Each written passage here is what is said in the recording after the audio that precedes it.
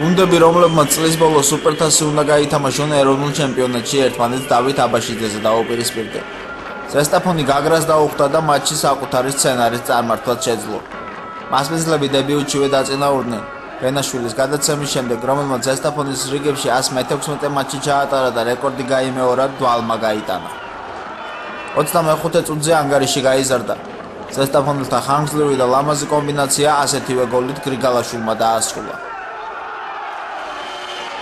სტუმრებს ერთ-ერთი ყველაზე რეალური მომენტი მეორე ტაიმის დებიუტში შეექმნათ. შარიქაძის პასის შემდეგ ახლო მანძილიდან სიჭინავამ დაარტყა, მაგრამ კარს ააცილო.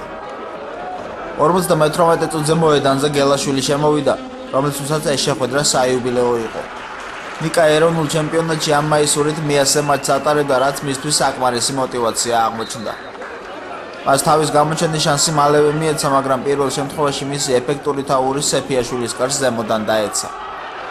შეხვედრის ბოლო 10 წუთი კი ყველაზე სანახაობრივი გამოდგა.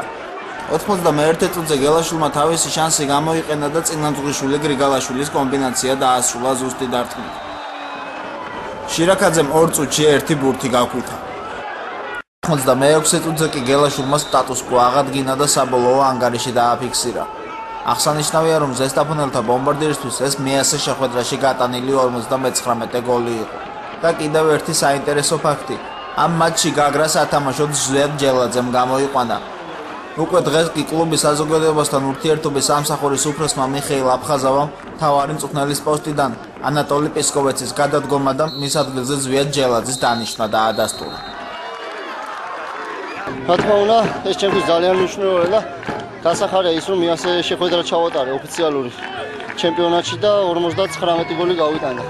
რა თქმა უნდა, შედეგით მაყოფილი ვარ და რაც შეეხება დღევანდელ თამაშს, ბიჭებმა ყველაფერი გააკეთეს, რომ ეს თამაში მოგვეგო და ულოცავ ყველას, ფეხბურთელებს, გულშემატკივრებს, ყველას ამ გამარჯვებას. ყველაფერი რაც დაგეგმილი იყო, ფაქტიურად გამოვიდეთ. ყველაფერი ისეთი დღე იყო, როდესაც გუნდს გამოსდის და არის ესეთი დღეები. ხანდახან არის ისეთი თამაში, როდესაც გუნდს არაფერი გამოსდის და კარგი არის, რომ ეს ის დღე იყო, როდესაც ჩვენ გამოგვივიდა ბევრი რაღაც.